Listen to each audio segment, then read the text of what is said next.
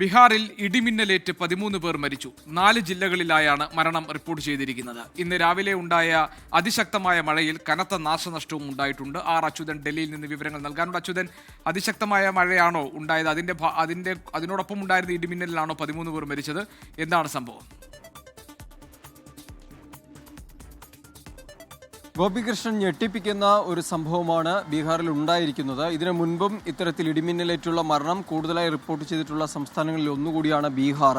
ഇന്ന് രാവിലെ അതിശക്തമായ മഴയാണ് ഈ 4 ജില്ലകളിലായി അനുഭവപ്പെട്ടത്. വലിയ രീതിയിലുള്ള നാശനഷ്ടവും ഈ മേഖലകളിൽ റിപ്പോർട്ട് ചെയ്തിട്ടുണ്ട്. എന്തായാലും ഈ 4 ജില്ലകളിലായാണ് 13 പേർ ഇടിമിന്നലേറ്റ് മരിച്ചത്. ബഹുസരായിൽ 5 മരണങ്ങളും, ദർഭംഗയിൽ 4 മരണങ്ങളും, മധുബാനിയിൽ 3 മരണങ്ങളും, സമസ്തിപൂരിൽ 1 മരണവുമാണ് ഈ ഇടിമിന്നൽ മൂലം ഉണ്ടായിരിക്കുന്നത്. ഇത് സർക്കാർ തന്നെ പുറത്തുവിട്ട കണക്കുകളാണ്.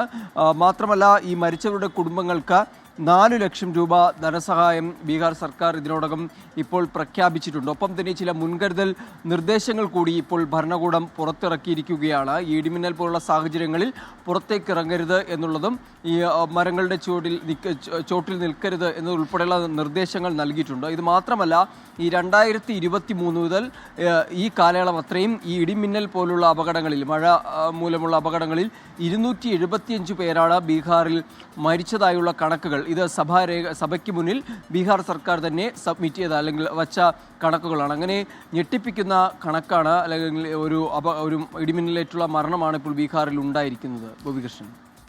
അച്യുതൻ ഡൽഹിയിൽ നിന്ന്.